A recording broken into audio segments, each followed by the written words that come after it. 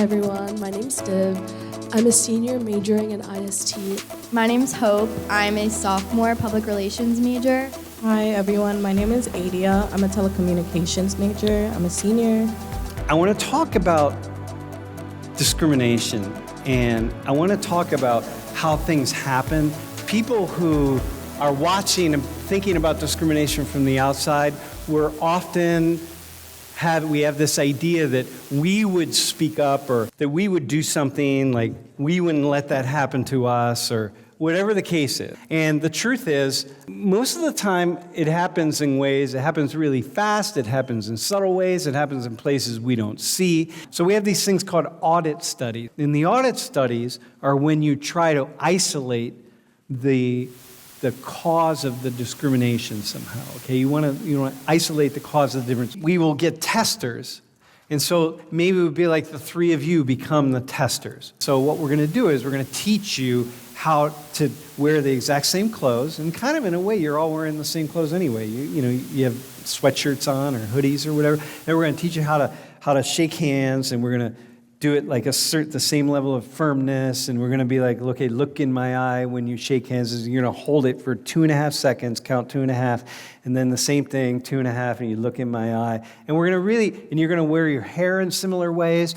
You're going to be a similar height. You're going to speak in similar ways. You're going to say hello in the same way. We're going to control for all of these things, and we want to know, like, is there discrimination going on? In spite of how easily people throw the word around, discrimination, and talk about racism, and talk about all the problems out there connected to this, in spite of how easily and quickly and how often people use the words and talk about discrimination, the truth is it's pretty complicated.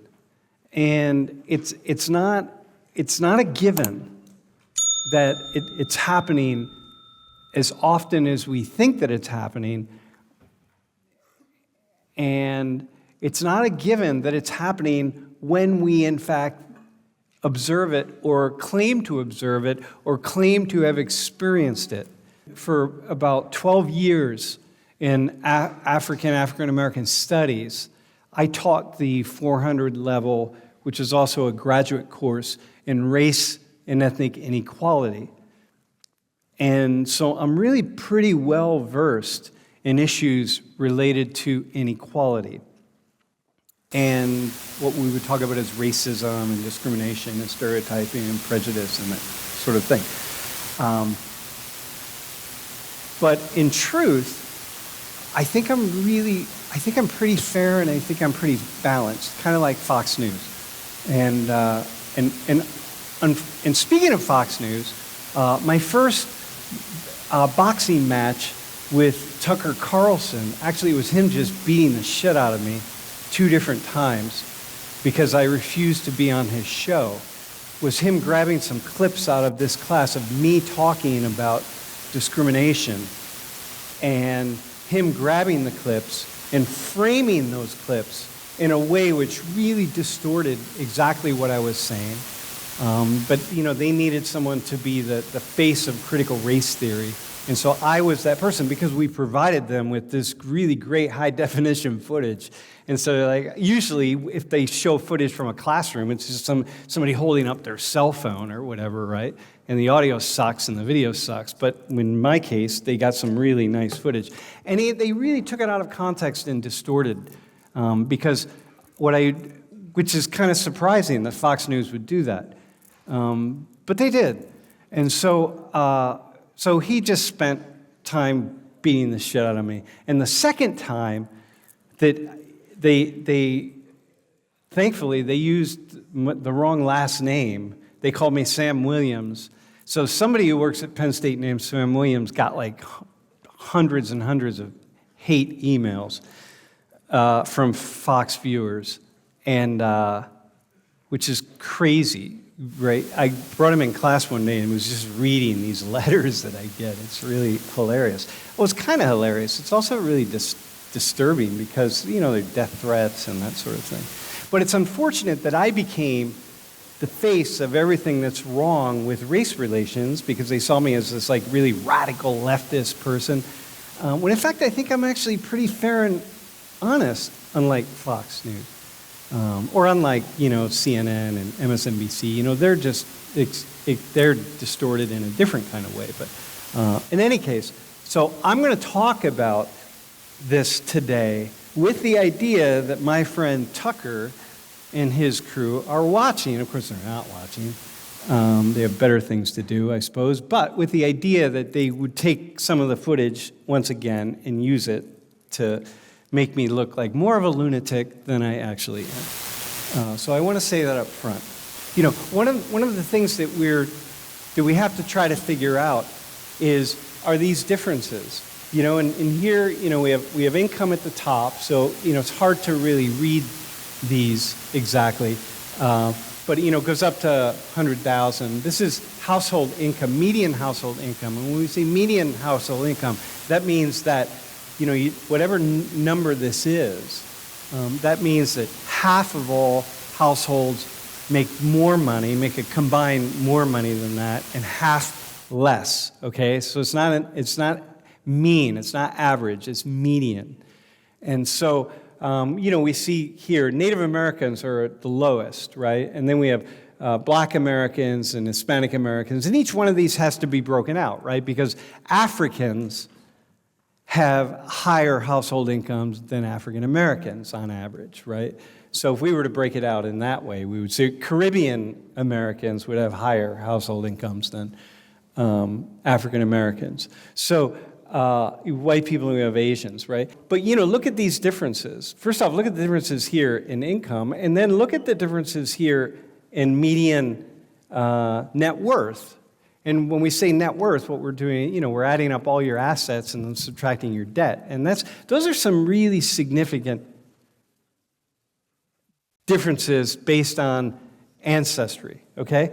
And so this is what we need to figure out why this is happening, okay? Like, how do you make sense of this? I mean, just you look at that. Just the difference between, white and black is just profound.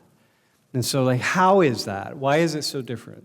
And it doesn't mean each person, right? So we have Hope here, when we have Adia, and we have Hope and Adia, but Hope's family could be much poorer than Adia's family, Adia. So any one person, we're not looking at any one person, we're looking at the larger group. And so we really want to understand, it's what's happened with Black Americans and what happens with Hispanic Americans and then, Asian Americans is the income of Asians is much higher than the wealth, right? Because Asians, by and large, haven't accumulated the kind of wealth here in the United States that white people have. So that's why they could have a high income, but yet not have the kind of this worth, okay? So now we want to know, what's going on. Now, mind you, if I were to explain to you what's going on, then we would need, I'd go back to when I was teaching the 400 level class on race and ethnic inequality, and we would take an entire semester, and there would be 50 or 60 people in the room, and we would really be digging into it. There's no way I can do that here. But there are a couple things that are happening.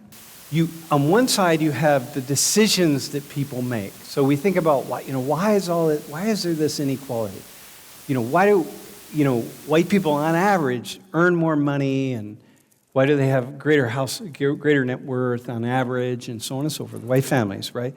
So clearly, because white people made different decisions, and white people are making different decisions, and that this is happening, right? People that make more money are making different decisions than people that make less money. I mean, that's just that's part of it, right? And the question becomes why, right? Why are they making different decisions? What's going on? Is it, what they're used to, what they're brought up in, what they're expected to do? But at the same time, people are making decisions. Those decisions are framed by factors and forces that are largely outside of people's control. So it wasn't chance that I grew up in the working class, right? I have my mom, she had never gone to college. And my dad had died, and he hadn't gone to college. And so, like, had I lived in a different class, they would have expected me to go to college, and so it would have been different. It was just I would have lived my whole life with that. So there are factors and forces outside of our control, right? So, like, one of the reasons that clearly Black Americans continue to be way behind on accumulating wealth is because, well, listen, man. It's not true. The Pittman family that was sitting right up here, I mean, they come from families of college, going to college. Like, they're investing. They're like, they're way beyond where most of you all are, right? And I met Tiga because she was a TA for my wife's class, and I think you were TA before you took Social 119, and probably heard about Social 119 from Lori. And Tony played ball up here, and that's after the Rose Bowl, right? Did we win? We did. All right, we won. So there we go. And look at that. Oh, that's beautiful, man. What a shot. Most of the white people in this room, like, they're thinking about shit that you're not thinking about, but there are other people who are not. Just like there are white people that are not. And so, people are making sometimes really just poor decisions and like really dumb decisions and like whatever the case is. But then the question becomes, why are there so many Black people and Hispanic people that appear to be making really dumb decisions? Right? Why is that? So, I don't know. Then you got to come back over here and be like, well, what are the things in their history that's framing those dumb decisions, right? So, for example, slavery might have ended in 1865, so to speak, but what happened 100 years after slavery was like, if you don't study that, like, you don't understand the obstacles that were in front of Black people as they're trying to climb this ladder. You just don't understand the obstacles, just one after another after another. It's not about slavery. That was like tiny. And so So you see that, like, oh man, the obstacles to collecting this intergenerational wealth doesn't explain it all, because some of the reason that many Black people, as we go back to, can you go back to that slide really fast, that don't have, that this number right here isn't higher, is because a lot of families are still, even when they have the chance, they're still making really dumb decisions. But it doesn't explain everybody, because we're interested in the larger group, okay? And they're making the same kind of not very smart decisions that poor white people are making, or poor Hispanics or poor Asians. Okay, so the two things are in operation.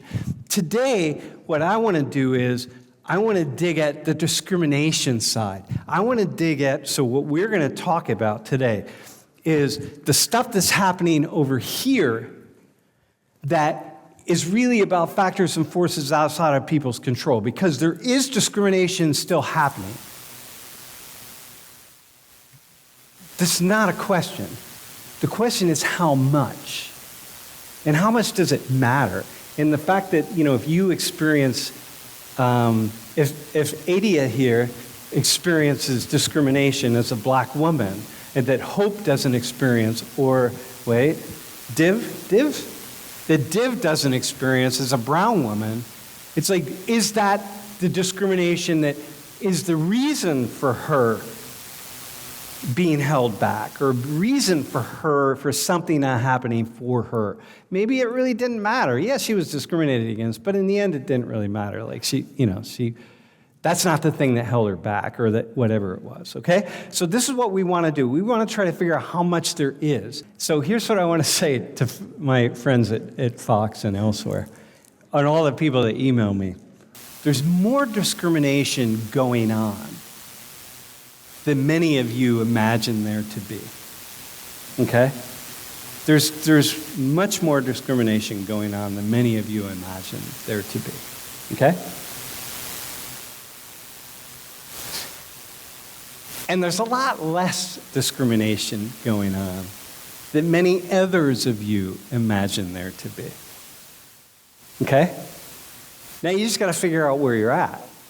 And you got to work it out. And so, like, I don't know where you stand, but I know, as someone who's spent countless hours, hundreds and hundreds of hours over my life really digging into this. I'm just find myself going back and forth constantly. And so I'm just trying to be fair.